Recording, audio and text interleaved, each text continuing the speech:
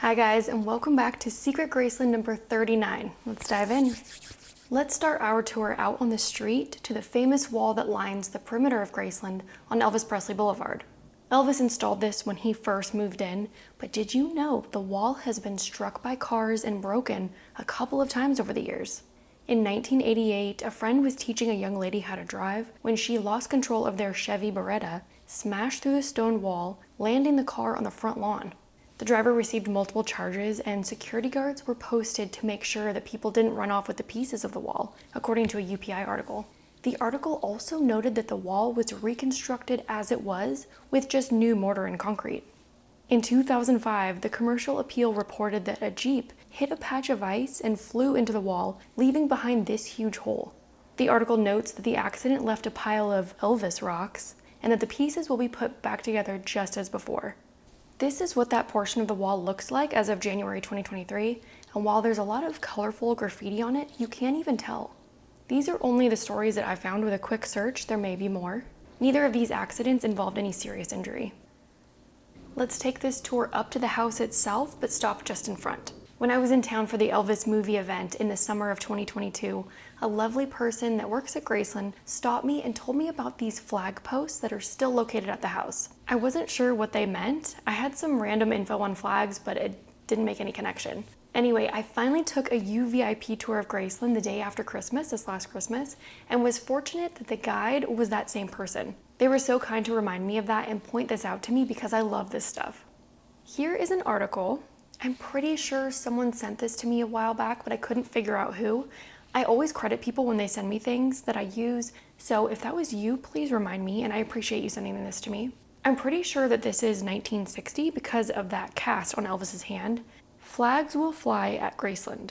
Earl W. Hayes, residential sales chairman for the Phoenix Club's Operation Flag Brag program to promote the display of Old Glory, called at Graceland yesterday to sell Elvis Presley this and another 50-star flag.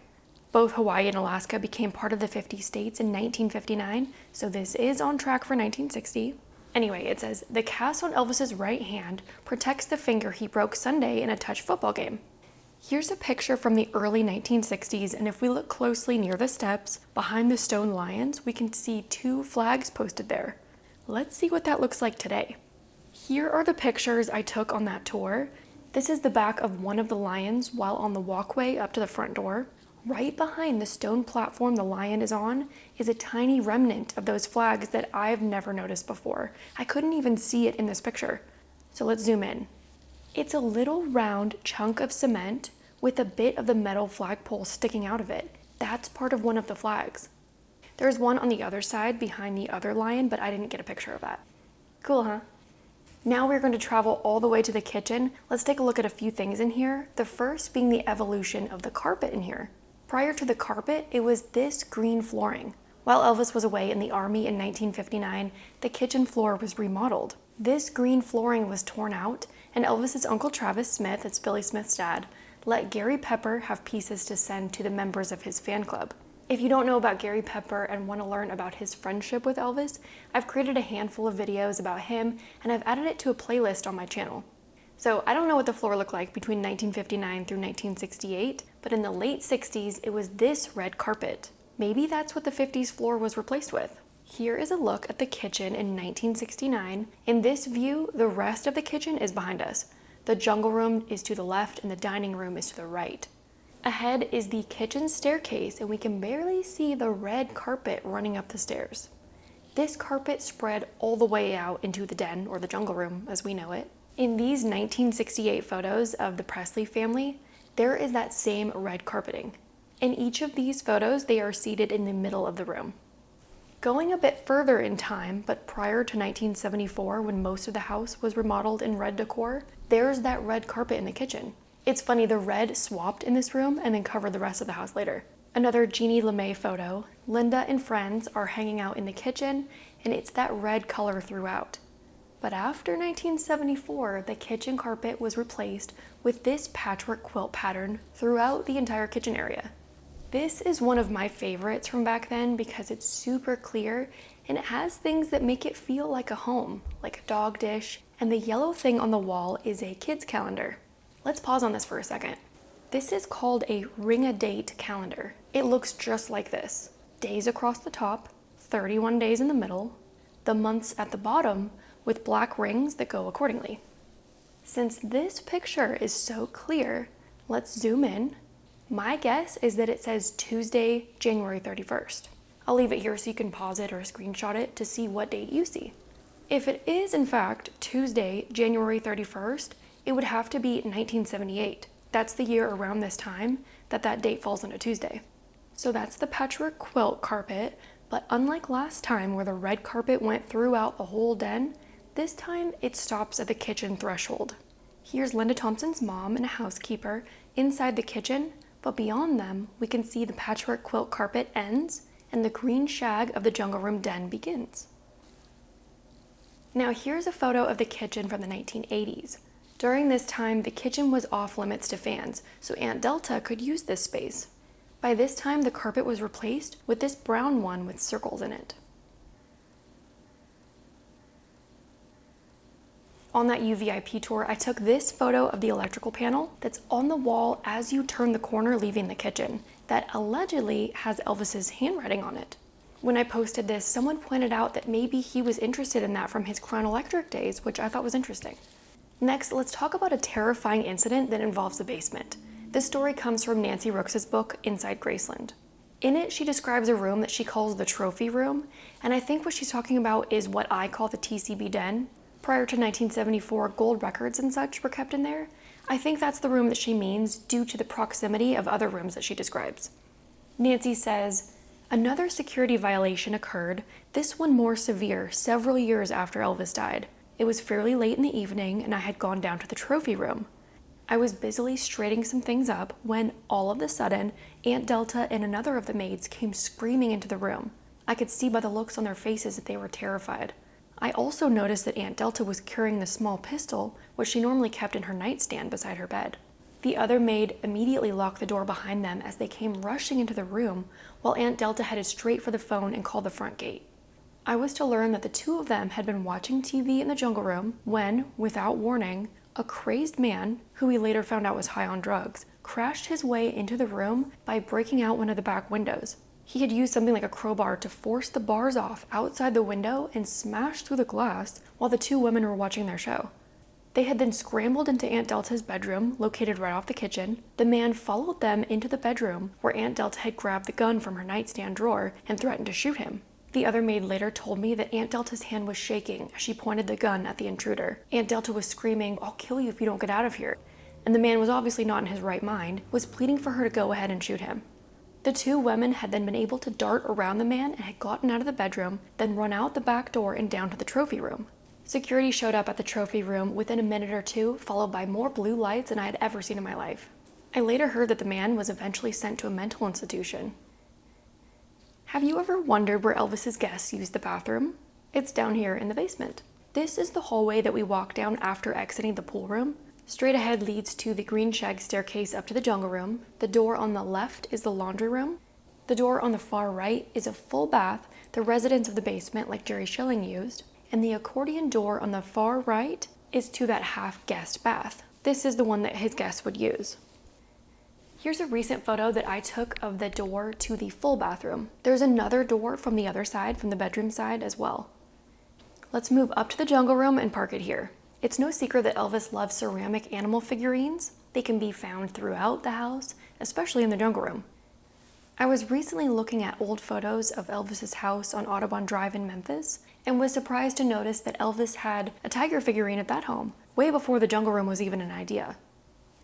So in a previous Secret Graceland, we discussed Priscilla's 22nd birthday party in 1967 that took place in the jungle room, or the den as they called it. There's quite a bit of footage to go over that I've been holding on to, so let's dig into that. This was playing on a screen at Graceland, and I recorded it with my phone years ago, so it's not the best quality. What's interesting is the look at the rest of the room, not just the party. Though it doesn't have jungle decor, it's easy to recognize what's what. So this clip starts off with Charlie Hodge walking past the camera, and a look at Elvis's grandma, Minnie Mae, seated on a red chair. There's a lady next to her, and there's a bunch of luggage on the ground. I want to pause on this frame and really take a look at it. Right to left, there is black wrought iron railing behind that seat. a little phone there next to the chair, and a long green window, the handle to an old oven above their heads and beyond the doorway in the back, the white dining chairs that were there from the late 50s to the mid 60s. Now here is that same area now. The metal railing has been replaced with wood. It's a barrier between there and the stairs to the basement. The red chair was replaced with this long furry bench. Really, the only thing that's the same is the long green window. And from here we can see through the doorway to the dining room with the late 1960s dining chairs.